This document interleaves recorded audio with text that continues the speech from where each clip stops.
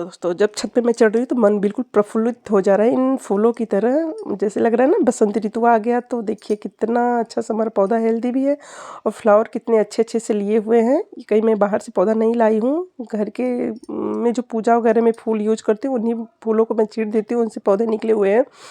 पर यकीन मानिए मैं भी जब कुछ पूजा वगैरह करना पड़ता था तो बाहर से जाती थी, फूल लाती थी।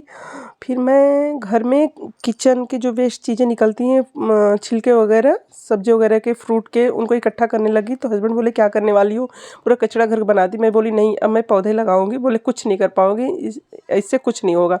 मैं बोली नहीं कर पाऊंगी, क्योंकि मैं कुछ जब करने चलती हूँ तो थोड़ी इरादे की मजबूत हूँ, इरादे मजबूत कर लेती हूँ। उनको इन सब चीज़ों में उतना नॉलेज नहीं है, पेड़ पौधे फूल वगैरह में। बोले कुछ नहीं कर पाऊंगी। और देखिए मैं इस तरह से कितने अच्छे से पौधों को कई सालों से लगाई भी, मिट्टी इकट्ठी भी करी घर के चीज़ों से ही, और बेस्ट डब्बों में लगाई और बेस्ट चीज़ों से ही सारे तैयार है कितने अच्छे से।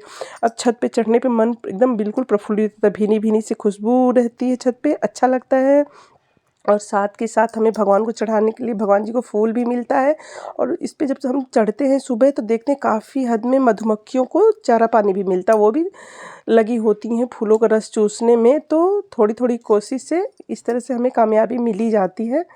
और इसी तरह से बेस्ट चीज़ों से मैं भी तैयार कर ली हूँ इस तरह से अपनी बगिया। बिल्कुल बसंत ऋतु आया है, बसंत इस तरह से छत पे हमारे भी छाए हुए हैं।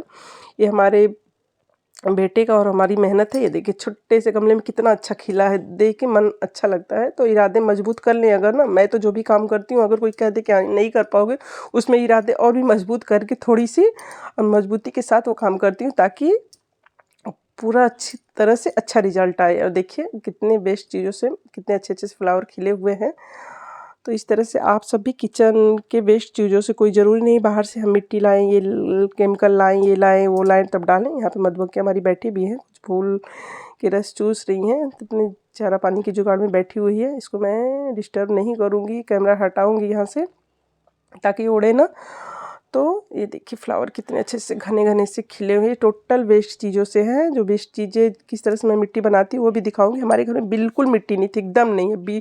वेस्ट चीज़ों से इतना अच्छा रोज़ का रोज़ फ्लावर मिल रहा है। तो ये हमारे किचन के वेस्ट चीज़, जिससे लहसुन, प्याज, साग सब्जी जो भी हम छीलते हैं उसमें से कचड़े निकलते हो। ये हैं कुछ फ्रूट, ये हमारे बच्चों के देन हैं जो हम रोज़ उनको बैग में देते हैं, टिफ़िन में देते हैं कि हाँ बेटा बेटी ये ले जाओ बैग में। तो बच्चियाँ हमारी ले जाती हैं, ले आती हैं, ले जाती हैं। इस तरह से करके फ्रूट को कुछ इतना थका देती हैं, सड़ा देती हैं, गला देती हैं कि फिर बाद में वो बैग से निकलता है। खा ही नहीं होती पर बोलती नहीं कि हमने खाया नहीं है, बैग से निकलता है। तो कुछ इस तरह से निकलता है। तो मैं उनको ले जाकर ऊपर गमले में भर देती हूँ। गमलों में भरने के बाद ऊपर से थोड़ी सी मिट्टी जो हमारे टंके वगैरह से निकलता है उस पर डाल देती हूँ और पौधों को लगा देती हूँ। और पौधे मेरे हरे भरे इस तरह से खिले खिले से रहते हैं। बिल्कुल बसंत ऋतु छाया हुआ है, पड़ोसियों की नज़र भी